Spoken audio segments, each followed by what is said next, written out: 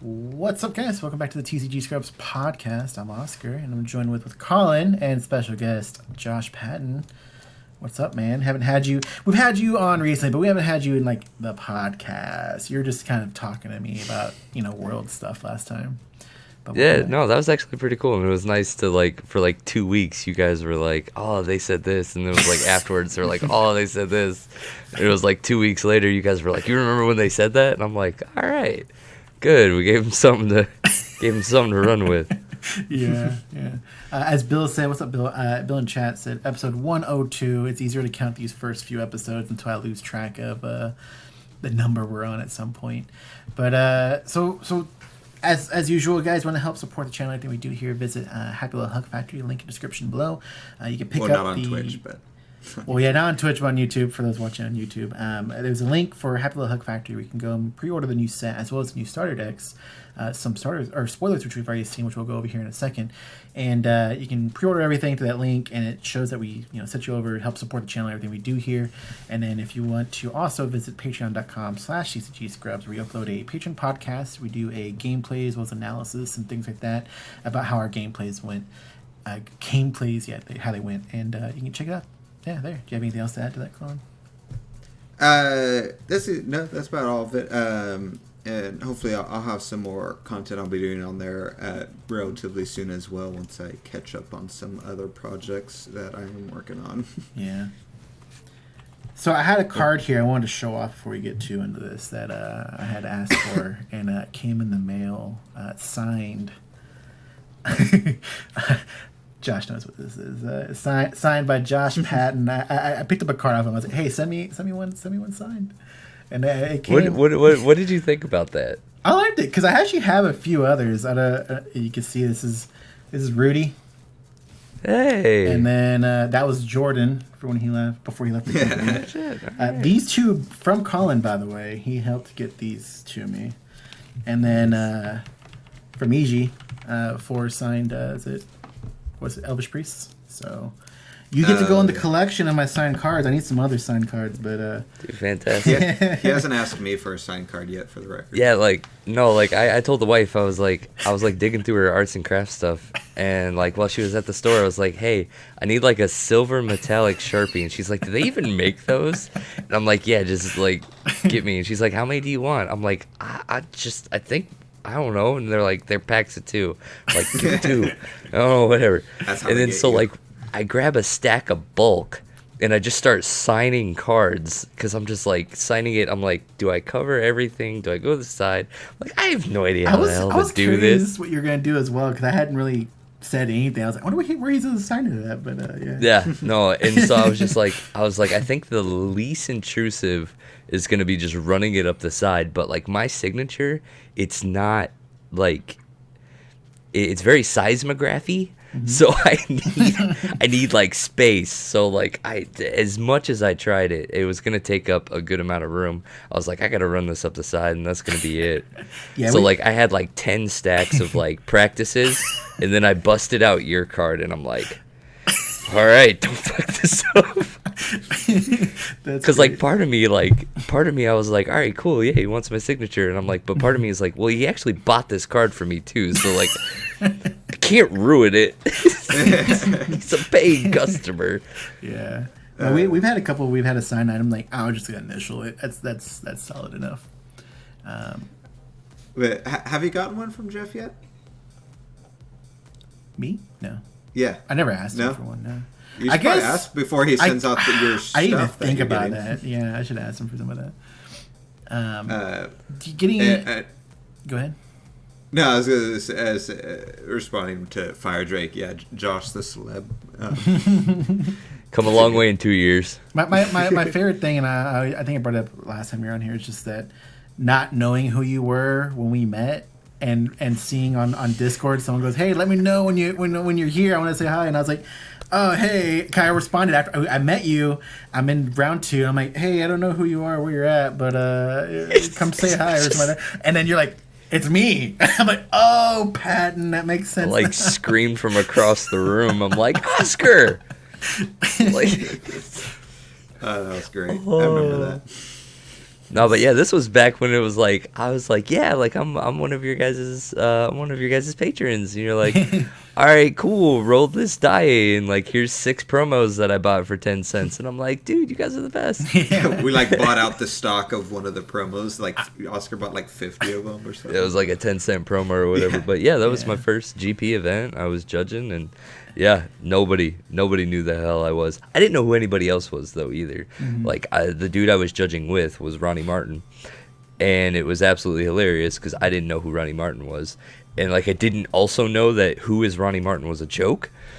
And so like my whole weekend with Ronnie was just like awesome, and then found out like he's like this professional, and I was like, dude, well, how do you get good at this? And he's like, read this book, and so I did, and like and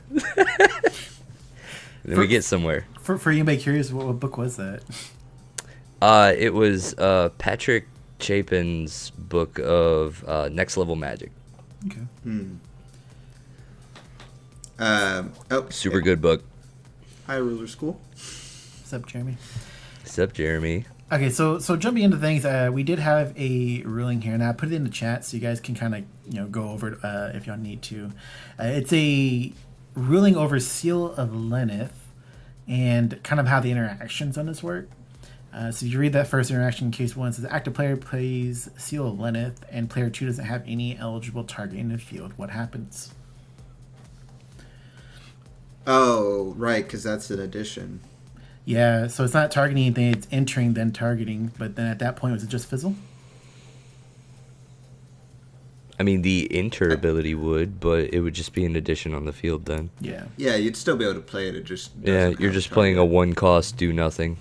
Because you can't. You can play resonators that have enter effects that don't do anything. So I'd assume the same thing applies. Okay. And then it says case 2 here. We have active player 1 plays Seal of Lenneth, and player 2 only has Seal of Lenneth in the field that removed a Seal of Lenneth of player 1. What would happen in that case? This was to get more specific on what's happening here. It was but believe he said sealed or a draft. I had the notes here a second ago, but so it's a what do you call it? Non-constructed format. It's like you limited format. Just to. Oh, you're just talking about the umbrella. Yeah. Okay. Okay, so what's the concern here? Yeah, it would enter, it would remove the Seal of Lenneth, but then what you're saying that... Oh, it creates an infinite loop is what it's... Well, suggesting? you're saying you're saying outside of that, there is no other... Like, so I'm playing Seal of Lenneth, and Josh, you have a Seal of Lenneth in the field that had already. But that's all that I Seal of have. Lenneth. Right, and you when you played it, I guess previously you had already removed mine. Yeah. So then I play another one, remove yours leaves, mine comes back. I guess Yeah, it kind and of goes then back targets to nothing. targets nothing. Case yeah. 1. Okay, got it. It would just be case 1, right? It would enter the Yeah. field, have no legal targets, then you just have your addition back. So Wait. then you would control a Seal of Lenneth that has a Seal of Lenneth, and then you'd have a Seal of Lenneth that does nothing. Yeah. That has nothing. Now we go to case. Wouldn't it... Okay, well, maybe I missed something. So you have Seal of Lenneth that removed a Seal of Lenneth. And so you enter yours, that removes that. When that removes from the field, the other Seal... Okay, I'm confused. And you would get your original Seal of Lenneth back. Yeah. get the Right? original back. And then once it enters the field, it would look for another target, but there is nothing. Right. So you essentially Oh, have... okay. So it's just a... Okay, I see. It's Yeah, just it would go back to case 1. I added More another complex. step in my Yeah, head, I it's think. a more complex version of the first situation. It looks like. So then, I feel like 3 is going to be the real stumper. What's going on here? All right. So it says active player plays Seal Lenneth. Player 2 has Seal Lenneth that had already removed Seal Lenneth from player 1, and a Red Percival. Yep. Player 2 responds by banishing Red Percival, damaging the player 1 for 200. Then follows as case 2 above. So it's just a situation with Red Percival in play that wasn't. I think it's still So another the fizzle. Red Percival banish was in response to cast or in response to enter? Response to enter, it looks like. Player 2. So if it was in response to enter, then the opponent has the ability. So like at that point, targets were declared, Yeah. right? So nothing happens. Like if your Seal Lenneth was targeting the Percival, then nothing happens. If your Seal Lenneth was targeting the Seal Lenneth, then case 2 happens. Fire Drake says You know what I mean? cast. Yep. So yeah, on cast, what will end up happening is that you'll just divert to case 2. And case 2 goes into case 1. So, yeah, they all just kind of feed off of each other.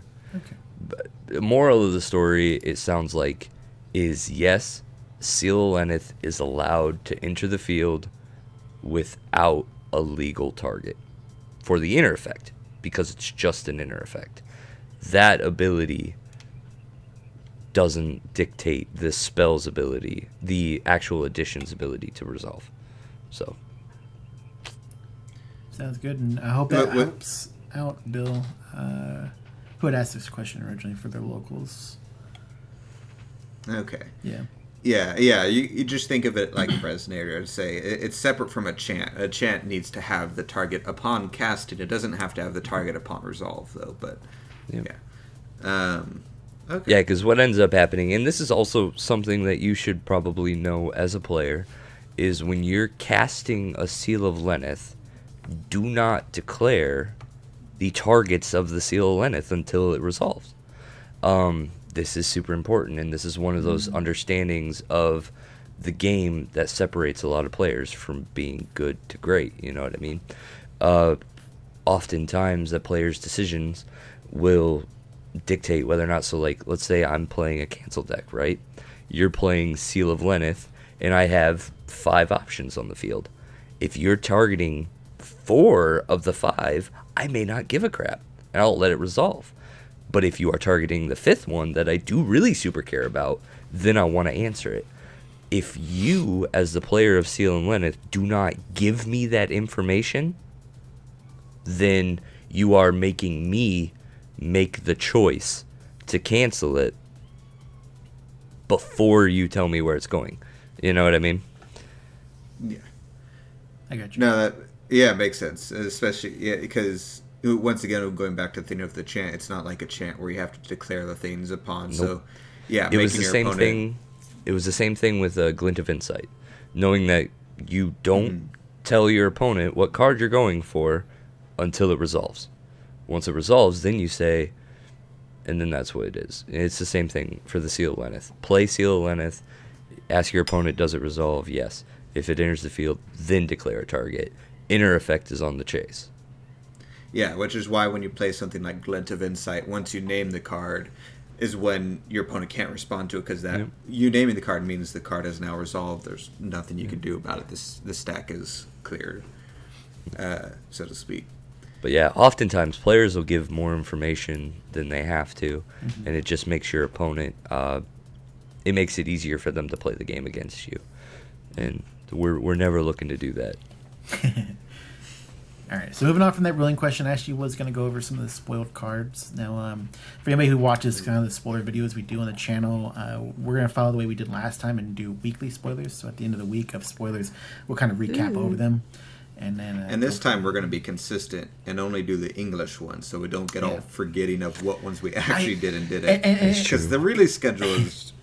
And it I was very happy we got English today, right at the time that we were normally going to get the Italian ones, because like I was getting really sick and tired of seeing all these cards in a foreign language before the English. Oh yeah. Not only that, but getting the exact same ones as the foreign language, and not getting like, here's the foreign language and here's English that are not these that we already saw in a foreign language. And it's like, I'm totally off track on what actually we've seen in English. And I always want to stick to doing the English ones only, because like they're clear, we know what's going on. But I get too hyped sometimes. I'm like, oh, here's the foreign language ones, and then like I then have to do a follow up later. I'm like, okay, so we were wrong on that one card. It does this instead. So yeah, we're doing once a week. All it takes is one word to change a card from being super good to average. It can literally just be one word that we forgot to translate or mistranslate that completely changes the card. So it's better just to stick with English. Yeah. Even if we do end up, which it will probably happen, we'll end up probably being like 2 weeks behind on spoilers if we stick to English. But we'll be accurate. But I wanted to take a look at some of the ones that we had seen come out today. It was today, right? Blue Wizard Yep. and Space Time Anomaly, because I feel like those are more of the hot topics that we can discuss a little more. Get two different maybe opinions on it, seeing where things go. So you guys want to take a look at Space Time Anomaly first. So this is a reprint from what we've seen in the past. There was a change made to it to be a mage art. And so some people are thinking it's a really solid card. Some are arguing it's a free card. Some are, saying, I think I saw Ryan. I don't know if he was memeing, but he was on the global group saying it's the worst card you can play. I just want to see what y'all's take on that was. I disagree with Ryan, but I think Ryan is talking specifically about a specific type of deck, in which case I don't have too much knowledge about that specific deck. But it's a super good card. It would be okay, but the fact that it's a mage art does by definition pretty much make it a free card. So that's having a free draw card and potentially kill, especially when some of the problem cards are sub 500. You don't have really big beefy cards being consistently played, and if you do, you just play it twice and stuff like that. I remember it being super annoying and a big problem when it was out, and it cost 2 back then, and now it's free. So I'll be curious to see if it does see play competitively, but definitely at the sub levels, I think everyone's going to be gunning to play this, especially people who played it in the past. Yep. Yeah, I can't see that this card doesn't see play, and I've had this conversation with Ryan, and him and I don't see eye to eye on this either. Paying 2 will to neg something for 5, it really doesn't do a lot right now. Like, I'll give him that, because our current game, the 3 drops are just way better than the 3 drops that we had back when Space Time was a thing, right? So, like, Space Time had a place, but, like, right now, it doesn't answer a lot of the 3 drops that we're super worried about. But the way that I'm viewing that card is I'm viewing that card as another draw engine. And the way that I play Black-Blue right now, like, there's 2 ways that Perfect Loki goes. And it either goes with some kind of turbo flip into Giants, right? Turbo flip, Perfect Loki, Giants on, like, turn 4, something along those lines. Or you go the more route that I go, and that's that's more of your Darkstone's altar package late game, using Athenia and Perfect Loki as a soft lock. So you go Athenia on your turn, tap all their stones, recover 3, do some more shit, pass turn, before recovery, Perfect Loki, final battle their board, right? So it's that kind of soft lock, and so that game goes deeper into turns, right? Goes deeper into the round, and so to have a card that can exist in my hand or in my graveyard and replace itself and do -5, so, like, I see a lot of versatility in that card. So even outside of it going with the Regalia, like, I think it will just automatically see play. We're already playing cards like Guinevere and Dark Alice, which discard cards from your hand. So my argument is that when using cards like that, just to move a card from your hand to your grave and still being able to play it, you're essentially increasing your hand size at that point. You know what I mean? Mm-hmm. So, like, I traded 1 instance of a Space Time, but I still have that Space Time available whenever I want it. You know what I mean? Mm-hmm. So, like, Remnant has been something that we haven't really had to abuse in quite a few years. We had 3 Remnant cards in the whole Rhea cluster, right? We had, like, the blue one, the red one, and maybe a white one that nobody played. Oh, yeah, I remember the white one. Yeah, and so, like, that was it. And then last set, what did we have? Was, like, nothing in Divinity was doing Remnant, right? No, I can't. Yeah, because everything was chant/rune, and you can't really add Remnant to a rune, so I think they just avoided it for the most part. So, yeah, like, in my mind, that's just really where we're at. We're talking about a Remnant card, and we're talking about powerful cards that make you draw and discard anyway, so we're extending our hand size, and I think there's just going to be a ton of power in that. Yeah. So one thing that did pop in my head was the fact that one thing that might be a barrier to space time being super good is if stranger decks are become a consistent good thing, because there's pretty much almost no strangers that are a viable target for space time. They're all super beefy and super low cost, so the value from space time I could see going down against stranger decks that are relying on those big strangers and bigger plays, but that's only really like big obstacle I could see to it. But even then, it's not a huge obstacle, because it's still, worst case scenario, you're still drawing a card and stuff like that, so you're not like losing out big time or anything like that. Yeah, I think one of the things that we pointed out when we were talking about it in the Rogues Guild is like a flipped Perfect Loki can play this card every turn for free. So it now Perfect Loki on the flip side gets to play a card out of the graveyard every turn. So on my turn I can space time, on your turn I can space time, then on my turn I can space time. So like I can draw a card every turn. So like in that late game Perfect Loki, like we're like good luck. And for free by using the Regalia. Yeah. Yeah. If you end up putting a Regalia in a Perfect Loki, but like who knows? Like we haven't even seen Valentina yet. She could be busted. Yeah. Got no idea. Like new company likes printing crazy stuff, and so I wouldn't put it past them. It'd be interesting to see what the continuous ability on the Regalia is too. See what other benefits it's going to gain from that. That's true. Mm-hmm. Yeah. Yeah, I mean, really, it's like if the Regalia sucks, then like that kind of like everybody's arguments right now is that it'll be free with the Regalia. But like, what if the Regalia just sucks? Yeah. Yeah. Then like, is it worth playing it at that point? I think no matter what, Regalia will always be worth playing, because as soon as you tap it twice, it became worth playing.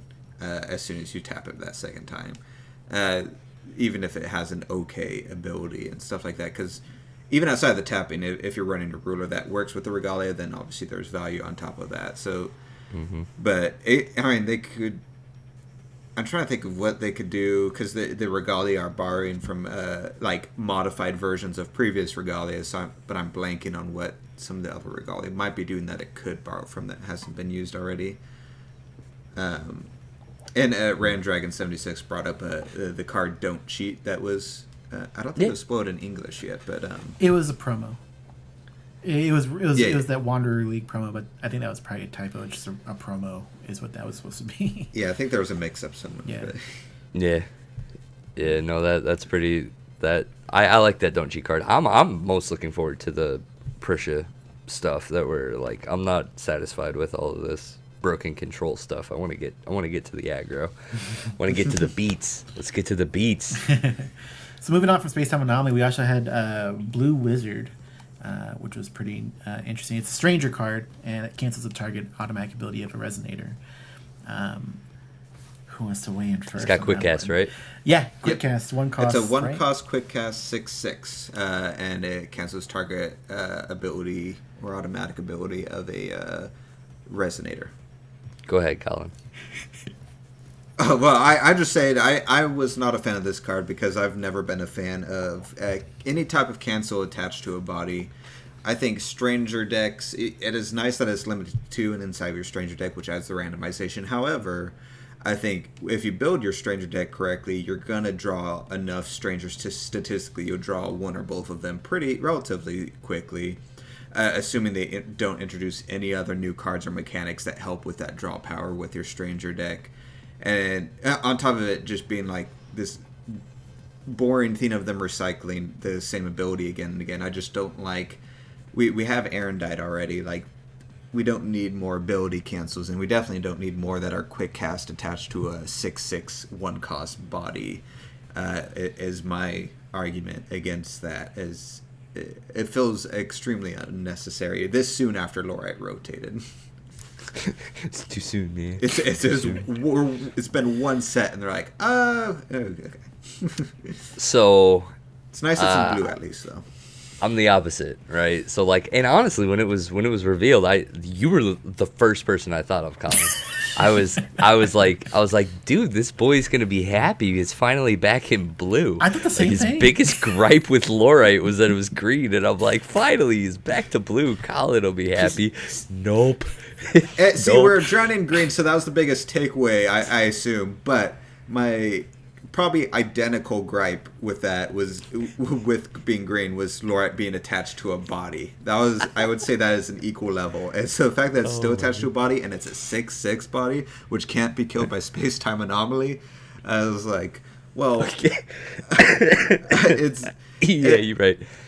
So the argument that we were having, or one of the topics that we were talking about in the Rogues Guild, was like we actually felt like it would be not unrealistic if it was a full Lorite. Like we were almost kind of a little disappointed that it didn't touch activated abilities and that it was limited to resonators. Like let's just go, right? Like that's and I guess the mindset there is that it's like you covered. There's only 2 in the Stranger deck, right? So like this isn't something you're gonna hit in your opening hand. This isn't something that you're gonna consistently get on turns 2 through 4. You know what I mean?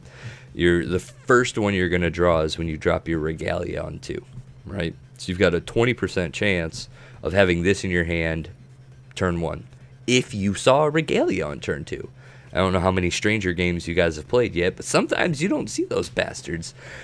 And that sucks. So like drawing Strangers is actually very difficult, right? So even if you do get to the point where you've drawn 3 or 4 Strangers, we're talking about turn 5 or 6 at that point. Putting your Keys Call on a body turn 5 or 6, I don't feel like I should care too much about that. You know what I mean? At that point, the game should have progressed to a point where that card doesn't break my back, you know? And that's just the way I'm viewing it. But Yeah, in terms of the Strangers, it's super powerful, and I love it. Yeah, no, I'm not saying it's like super broken or anything like that. It just feels like annoying that we keep having this rubber band back to like we need to have 18 or 26 cancel cards in every variation thereof. It's like it's literally just we have Erendite. We have a 1-cost quick cast cancel ability of Resonator. Why do we also have one attached to a body, both in the same color? I mean, I'm glad it's in blue, but like it just feels weird and repetitive, and just it feels like we're gonna like if this is the very first spoiler, the very first day, and they revealed this. So my fear is that like we had this in green already, where it's like, oh, here's a cancel. All right, here's another. All right, here's another, and that's and so the fact that we have a 6/6 body that cancels in the first day of spoilers makes me very wary of it, especially if they introduce more than one Stranger that does a similar type of ability. As soon as they introduce a second Stranger that does this, is when you start getting into the super breaking territory. But yeah, I agree, it's not like super strong on its own, but I guess I'm just like it caught me off guard that we're already diving into this so quickly, especially with how small of card pools this is, that we're already like copy pasting abilities this early on. But yeah, it was funny because when we saw it and he started to bring that up, yeah, I see Jeremy, and you brought up a point of saying, cause I was like, it's a Stranger though, how often are you gonna see it? And you went, oh no, all the time. It's super easy to get into your Stranger cards. And then having seen what Josh had said in like Rogues Guild, I was like, oh, we should bring Josh on. I think y'all definitely butt heads on this because I don't think he feels the same way about seeing the Strangers. Because you made it seem so consistent that you'd be able to see this card and get into your Strangers, because you say people just aren't putting effort into pulling their Stranger cards as opposed to how much effort they could be putting into it. Yeah, no, I don't think people are, and that might be a good thing. Obviously competitively it's probably completely different, but if you focus the deck around your Strangers, it's not that hard to pull your Strangers in. So if you look at statistically, then if you're pulling Strangers pretty consistently, then it's still later on, but by turn 3 or 4, there's probably a good 50% chance you've pulled the card you're looking for at some point, if that's the goal of your deck, which is, I think, a viable option to go in a lot of options. Like I was telling Oscar, the deck that I threw together like super quick, Joy was getting mad at me, and because he was like, "Oh, these cards are super strong and stuff," and it was just because I put emphasis on grabbing the super strong strangers, and I had a handful of 4 strangers I could use at any point in time and stuff like that. Just because it felt that's the easiest way to build the deck on the first run, is just to like make it about strangers. So even if your deck isn't good, the strangers are always going to be good, with the exception of I think like 2 of them. So if you're pulling strangers, it's sort of irrelevant how good your deck is. Yeah. Yeah. But yeah, I think this one being like super, like, just contingent. Like, it's just a 6/6 body, so like you have to cancel something pretty damn important. Like, I mean, if you cancel an Athena inner ability with this, that'll feel pretty good.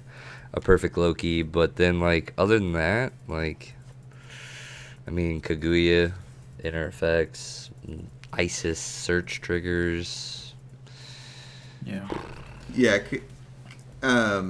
I like the gut reaction Fire Drake and Ram Dragon have of being fearful of green coming up here. Oh yeah. Oh, be fearful. Like the first green card they said had cancel printed on it. Like, new company is ready. Wait, they really? were just like, well, yeah, the don't cheat. Yeah. Oh right? yeah, that's right. Don't cheat. It's already like, We already have a they're Seal of primed. Light attached to a body, They're just like as primed. a primer for this cluster. they were like, Oh, let's gosh. go. So the other spoiler that we had seen was Barust, however you want to pronounce that. So the fact that it has a Green Awakening, is that supposed to be in a way like Priscia support then? Oh, Seeing absolutely. that she's green Yeah. red. Does that do you think it Yeah. jives well with her the way you would assume she was going to work, seeing how she's worked in the past? So like Priscia in the past, it honestly looks like they're going. It's kind of weird, right? Origin story, they're going like actually more towards the reincarnated Priscia from the Lapis, right? So it's kind of like weird, like timeline wise, it's like we're gonna be red green in the beginning, then we're just green with some beasts, and then we're gonna like be Valentina for a minute, and then we're gonna go red green reincarnated, right? So I don't know. I think red green is good in terms of trying to establish the green stompy that I think they want to kind of go with for her, right? So green has always been the control color in our game, but you can kind of tell by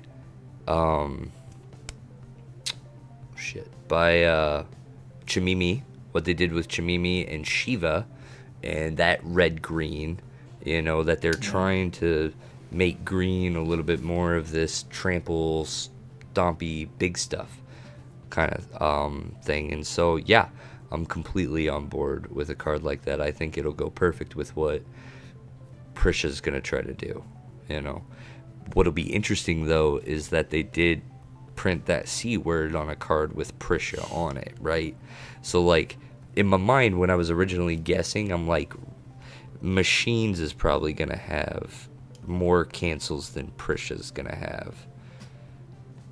But now I have no idea. They might split the cancels evenly between the two concepts, you know, or just make generic green, like, cancels. Couldn't tell It would you. be nice to have, like, maybe different versions of cancels, and if they're insistent on printing more cancels, I'll preface with that, then it'd be nice to have different versions of it and more than just green. That way you're not forced into a corner of where we were before, where no matter what deck you go, you always have to splash green in order to cancel other people's cancels so that you don't get canceled. But if you're running a blue deck that has some type of counter to other cancels, then you're not forcing that corner, and you still have the counter and cancel wars and stuff like that, but within the deck colors that you actually want to run. So I hope at least that if they do insist on printing cancels, that is taken into account, so that people aren't cornered into either running green or splashing green in everything they do. Yeah. I mean, it's kind of weird right now because, like, the meta we're in right now, the only good cancel card that we have is Kaguya, right? But she's splashy because nobody really wants to run hard green. You only want to play green for Kaguya, or you want to play green for Athena, and that's really about it. Other than that, you want to play blue, black, white, and that's kind of where our control meta is right now, except for Italy. Italy just always wants to play green-white. I don't know why the hell they always want to play green-white. But, but yeah, it's kind of weird. So I was curious, Josh, when we talked to you before Worlds, we had kind of a take on what some meta stuff was. Where is that at now? I'm only getting to this. I want to see if machines are still up there and then kind of get your take on the new Machina that we saw. So, new Machina. So, Machines is still not a deck. Not because they're not powerful. Like, they're good. They're good stuff. It's just they crumble too easily to Perfect Loki. Mm-hmm. Like, it's just that one card shuts out a deck that just wants to I mean, Brandon Bremont's meme is perfect. It is absolutely perfect. Like, he made that joke about, like, look at my Machines, like, white weenie deck. I'm having fun. And then, like, Perfect Loki happens.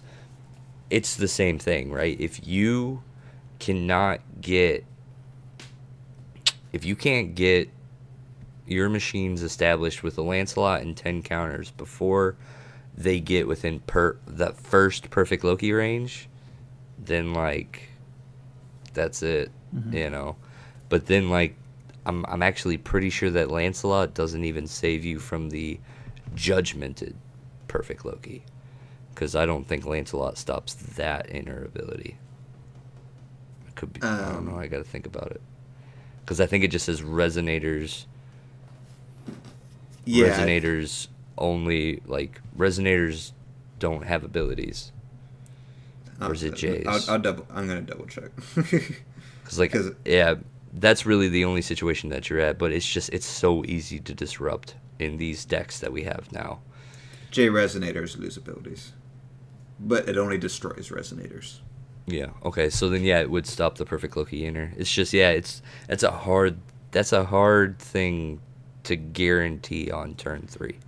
Well, it's one of those things where Machines are all about establishing a board and building up your counters or whatever, like you said, with the 10 counters, and then controlling your opponent's field while you swing in and nick them down.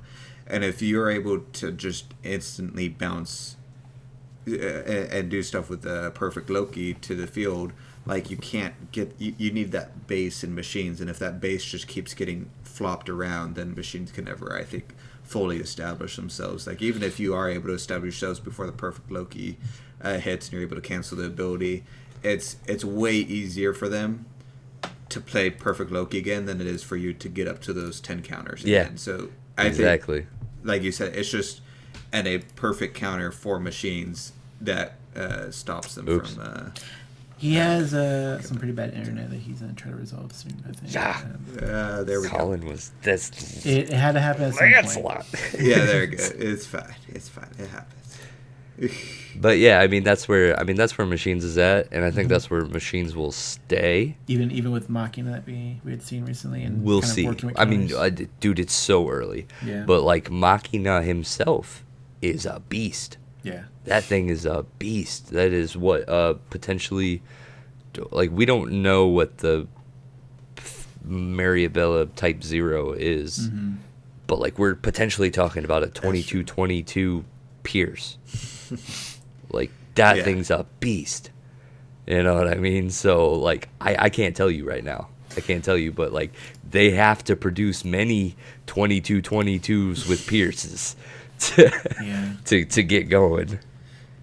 Is there something... No, go ahead. I'm about to switch it up. No, I was just saying I'm curious. Go ahead. Yeah. I would say, is there anything that we see in the past that you would like to see as a reprint within any of those 3 rulers that could get support? Like, we see Valentina getting the space time on. What could Priscia get? What could Machina get?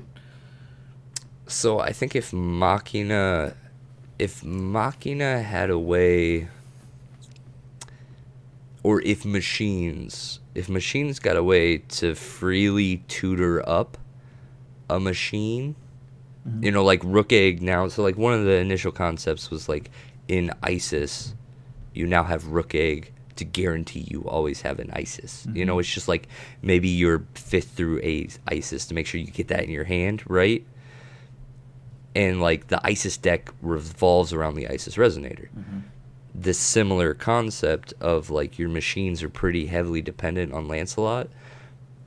I almost wonder, like, and not seeing any of what the rest of the machines are going to do, like seeing some kind of like tutor for a machine, I think would be really nice. But then also if they did the one that was like, it's like a decreased cost per machine, draws cards. I feel like Maribella's work. Yeah. So like the Arthur Resonator, absolutely love that thing. Like one of Machine's biggest issues is when you do get wiped, you're not going to recover, right? Because you don't have an ability to regenerate your hand.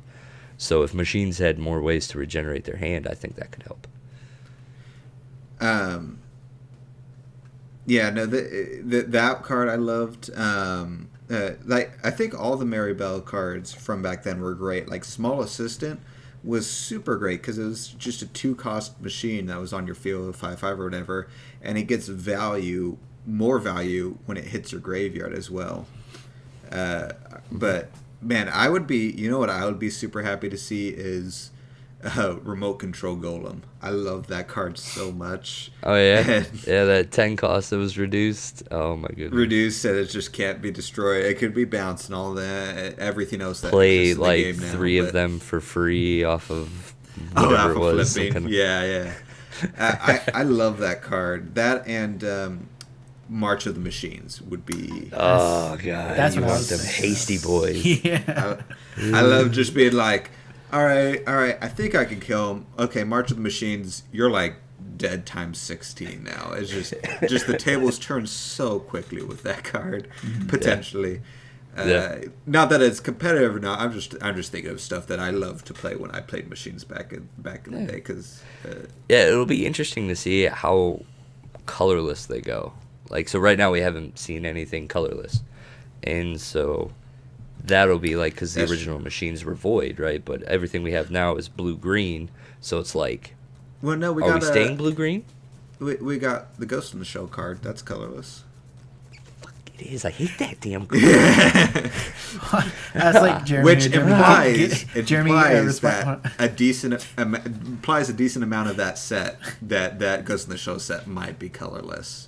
Oh, it might be like Machines. I don't know. See, like, for me, like, my marketing mind, I was just like, this has nothing to do with anything except that they wanted to make sure that card can be played in every deck. Yeah. So we're just not going to color lock it.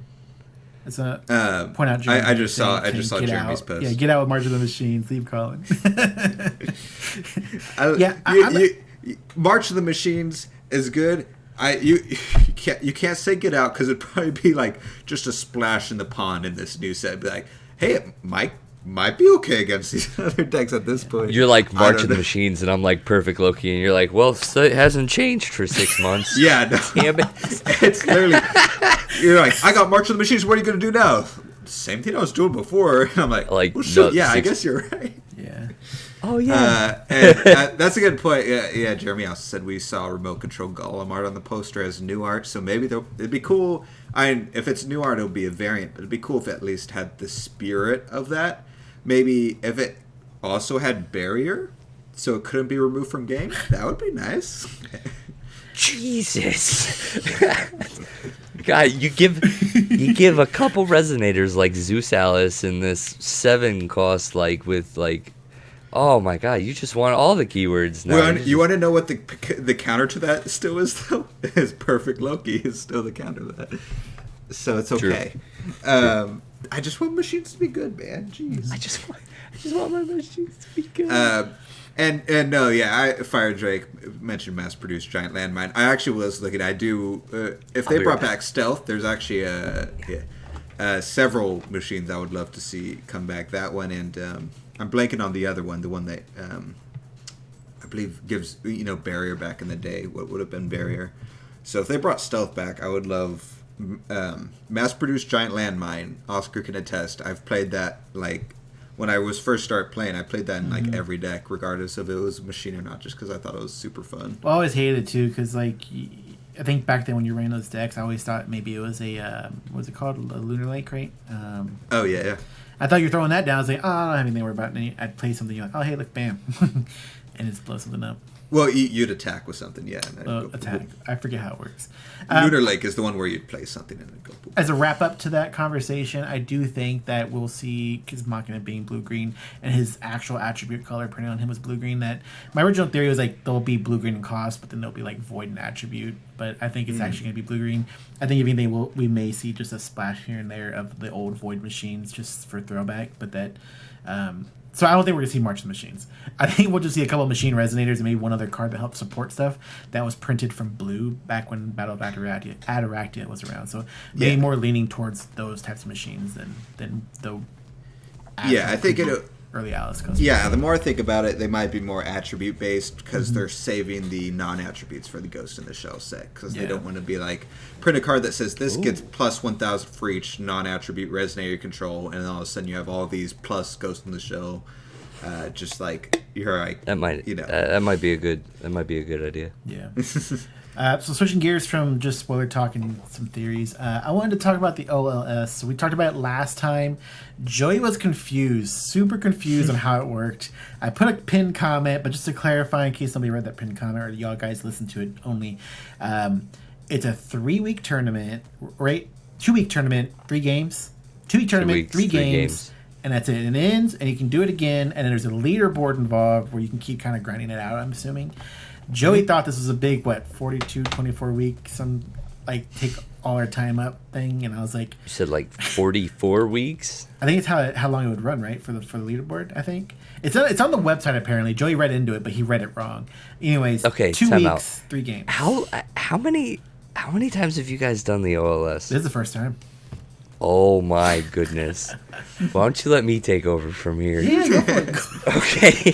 So, just to fill you guys in, we're in season 2 of the OLS. We already completed... Okay, I lied. So, the first OLS went 12 weeks. Okay? Or 12 seasons, 24 weeks. Okay? So you got 12 different opportunities to sign up and do this and the leaderboard and all that, blah, blah, blah. Then they cut to the tournament, and the top 16 played it out in the tournament. And that championship game is actually still not played. And they've been in it for 2 months. And it's actually Steven, my teammate, and JPK in the championship. And, they haven't played yet. I don't know when the hell they're going to get around to it, but that. So season 1's still not decided, and we're halfway through season 2. So right now we're on OLS, what is it, 17? I have no something. idea. Whatever we signed up for. So we are currently halfway through season 2. Okay. So when you do these 3 rounds in 2 weeks, every win gets you some amount of points, right? So a win gets you 3 points, and a draw gets you 1 point, and 3 wins get you 10 points. Make sense? Okay. Yeah. Something. I think first win is 4 points, right? So 1 win is 4 points, 2 win is 7 points, 3 wins is 10 points, every draw is 1 point. So then what they do is every season that you signed up for, every 2 weeks, right? They will keep all of your points going, right? And then at the very end, they'll take your 10 best points. So whatever 10 best times you did, they'll take those, total them up, top 16 will play in a finals tournament, right? Okay. So during this 2 weeks, there are 3 different tournaments you can do. You can do the New Frontiers, the Wanderer, or the Wild Card. The Wild Card is a rotating format. Every 2 weeks, they come up with something new. It's been Epic Stories, it's been Pauper, it's been the Golden Days format that we did the online GP for. It's been Cluster. It's been... I think that's it. It's usually... They rotate something like that. And then they also have... So, if you signed up this week to do New Frontiers and Wildcard, and let's say you did 2 and 1 in both, then you got a 7 in both of those, and that's 2 scores. Okay? Okay. So over 12 events, like over 12 2-week events, you can tally up 36 scores if you do every single tournament. And they'll only take the top 10 for the final leaderboard, right? So all right, go ahead. So that's why we see, like, I saw the postings of all the 3 events. There's multiple people in several events. Like you're New Frontiers and the wild card right now, which is Popper, right? In this one, yeah. Yeah. In this one, yeah. And this is the first week, so it goes like, I think it's 5-5-4. So it's like Monday through Friday, Saturday through Wednesday, and then Thursday through Sunday. Okay. And that's your 2 weeks. So now we have that cleared up on how the functionality of it works from what Joey told us last week. Which he said, I was like, wait, it's 40 weeks or whatever weeks? I was like, this was just supposed to be a fun idea so we can have some stuff to talk about in the podcast about how our Yeah, each no, week was you going can for jump us. in and out. Like, you can sign up once and then never do it again. You can, like, take a week off. It's awesome. That's pretty cool. I was just pumped to see Popper. I hadn't played that in a while. And then I dropped the ball. I'll talk about that in a second here. But to lead it off, I'm going to read Joey's notes. So Joey's not here. He had some work stuff he had to go do, so he couldn't join us. Yeah. But I told him, I said, hey, write me up like this quick little 2-sentence thing, kind of explain what you do. And then he sends me like these 2 or 3 paragraphs. But Yay. it shouldn't be too bad. So he's in New Frontiers, and he played Sam over at WLTCG. You can check out their podcast. We're supposed to record something with them last time we had seen them, but we didn't have time. But Joey played him. It was Adam versus Fuji. Joey's on Fuji. And it says, the games were good. I already knew Fuji has a bad matchup when facing Alice from before, so it was going to be an uphill battle. The Fuji list I run has no way to destroy Resonators with Eternal. I won the first game fairly quickly right before he was able to get his Alice combo online, luckily. He had game 2 in the bag with a quick turn 3 Alice. Game 3 was really fast as well. However, I misplayed by not protecting my baby dragon and lost access to Genshi. I gave up too early, and it's only now that I realize I had more possible techs than I thought. 3 Kingdoms partition plan can kill an Alice, as can Blazer. With Blazer to destroy Alice, it might be possible to eke out a more favorable matchup. The changes I would make are definitely starting with 3 Blazers, probably being able to sideboard into the 4th one. His sideboard didn't have any extra Blazers, so it's hard to follow. Is Blazer a dragon? Yeah. Yeah, because I remember him when he discovered that. He got really excited. So I only had 2, and I might have needed more. And it's talking about just how he would get those out and play by flipping and using that Master Rune, right? Or the rune that Fuji has. But this Adam deck is just it's the blue, white, green? Like what? I assume so. Those are expensive answers. Those are what? Like Blazer's an expensive answer for an Alice. And then plus if it's playing Misty Woods, it regenerates. So part of the Adam thing is it doesn't care if you kill an Alice. It can revive it from the grave, from the removed area, because it plays raise and revive too. It's just resilient. Yeah. But I like that. So I remember Fuji has a bad matchup against X, and I'm like, Fuji has a bad matchup against everything. I had the same thought of I realized I had a bad matchup when they revealed their deck, and I saw it was a Force of Will deck. See, some of this might be my doing though, because we did a lot of you play testing. spiced it up for him. I got you. So we'd done playtesting I think before this new cluster came out, and Joey beat everything I threw against it. He beat Colin with it. And then I was like, you should play Fuji, man. It's really good. You're undefeated with it. I'm sure you can go out there and really show some people. And he's like, yeah, you think so? Yeah. So, you're yeah, you're basically piloting the next Zero Bomb. Go do it. And he's like, oh, okay. You should have just had him go to Vegas with the damn thing. Just be yeah, no, it's it. Cool. Yeah. So he may have thought it was a little better.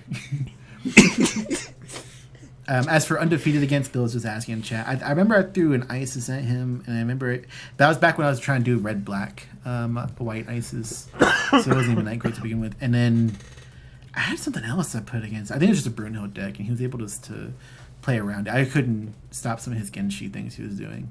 And I don't know what Colin played. I think Colin played machines. I think it was just my machines. Yeah. And so What did Colin throw at it? Machines. That's the only deck I've built so Outside of pandas? Since pandas? Yeah. Unless, if this was pre-rotation, I might have tried pandas against it. But Did you ever try combining the two? Pandas and machines? Panda machines? No, I didn't. Let's That go. would have been a lot of work. That's the future set. We revisit Ray Cluster. Dude, mechanical pandas like this cyborg panda? pandas. Oh, that Robot like the panda There's village your was attacked Vingolf at some 4. point, and they had to like rebuild and create machine versions for the oncoming war and stuff. Machina came to help them and stuff. Oh, to wrap up what he said, I asked him his opinion on the OLS because our first time in it. He said, it seems pretty cool.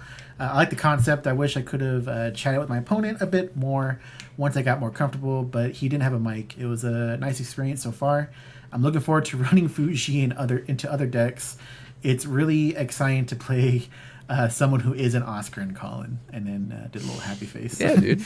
Yeah. That's awesome. Yeah, that's good. I'm glad that you guys are playing. Like, that's awesome. Yeah, I tried to get these guys in it once before, but they were kind of not about it. But I really pushed this time. well, I'm super busy a lot, so it's hard. It's hard to be like, oh, hey, opponent, you free during this 2-hour window? No, oh, that sucks. So Colin hasn't even gotten to play his yet. His opponent actually is JPK, like you mentioned before, for his round 1 matchup. I got you. against my deck that I built in an hour and then never modified since then. And it's pretty much a cluster only deck, isn't it? It's pretty much cluster only because there's nothing else to throw in it. It's I talked about it before. It's just my Lenneth Knights of the Round Table deck that I threw together. Lenneth, or do you mean Faria? You know what I mean, man. Yeah, I just want to make it clear. We were talking about Lenneth a lot, so it's stuck in my head. Yeah. My Faria Knights deck, yeah. I mean, like, for me, it's always been nice just to kind of play with the community like three times 2 weeks. Like, that's really all it is. It's like 3 hours every 2 weeks to kind of get out there. And then honestly, I get to run a lot of the things that like we talk about, like some of the deck lists that show up in the Rogues Guild chat. Like, I'll grab one and just be like, this will be what I run for 3 games, and we'll see where we're at. Yeah. So like right now I'm running the Perfect Loki list, Steven's new iteration of it, where it just kind of combines what Derek was thinking.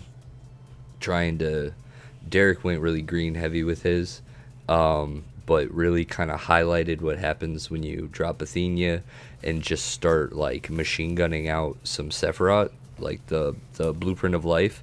So like you drop this Athenia, right, and then you start playing this free edition that has your opponent discard a card and you draw a card, and then tap it to pay for another one. Tap it to pay for another, like however many you have in your hand, and like just that little advantage swing with that, like that cripples a lot of people. And so like he kind of took that aspect, but then left some of the Kaguyas behind. So I'm giving that one a try at New Frontiers, and I haven't gotten to play my game yet. I was supposed to play before the podcast, but our boy got stuck in some rain, so I might try to take a long lunch tomorrow and get this game played. Yeah, that's what I'm doing.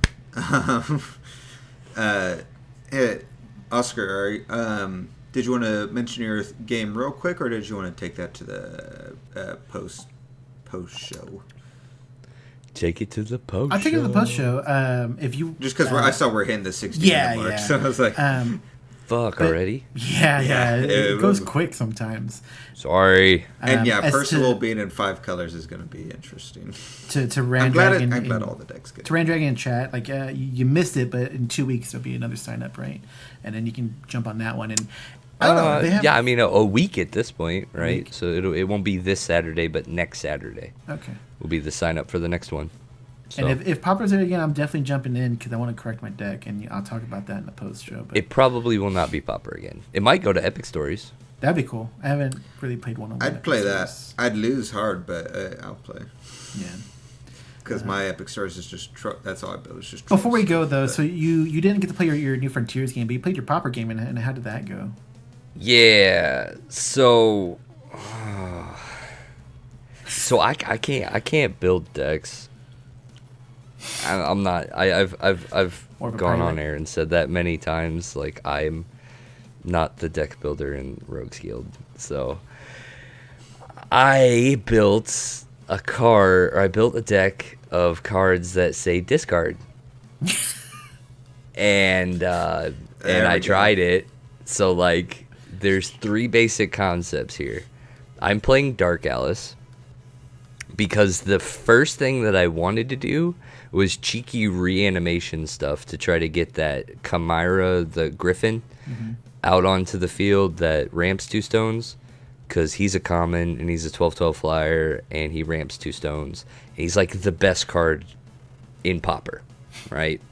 So, like, I was trying to cheat him out of the grave with, like, planting beans into Necronomicon or some shenanigans like that. And then I'm looking and it's like Command of Life and Death and March of the Dead are both commons, and I'm like, I got a feeling there's a lot of stuff people are going to try to do out of the grave. So I was like, let's just be Dark Alice and shut down anybody that wants to play out of the grave. 2, I'm just going to play a bunch of cards that discard, so that way I know what my opponent's doing. And then 3, I'll have a J-Ruler that flips for 0 eventually. Let's see if that's enough. Yeah. It wasn't enough. I got burnt very hard. Keurig, of course. Like, I just got smacked by a Keurig.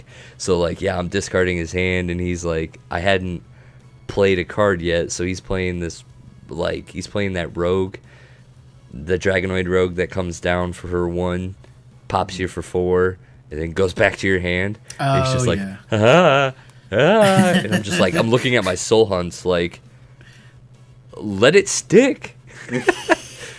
But yeah, no, it was too bursty. And then Keurig, just that J-Ruler I got no answer for. I was just like, great. Yeah. So yeah, no, got destroyed. I plan on going a solid 0-3. I think we both are on losses. Maybe we'll spoilers. I lost. Maybe we'll play next round. What am I playing against? Yeah. I told you my strat. What are you doing? Well, I'll just say what the ruler is. It is Kaguya 4 green blue one. The crying one. I forget. Screw you, buddy. That's not even. Don't worry. There's a story behind it. We'll get to that in a second. But before we do leave it, I doubt there's anybody in chat or anybody watching this or listening to us at a later time who doesn't see Rogues Guild content.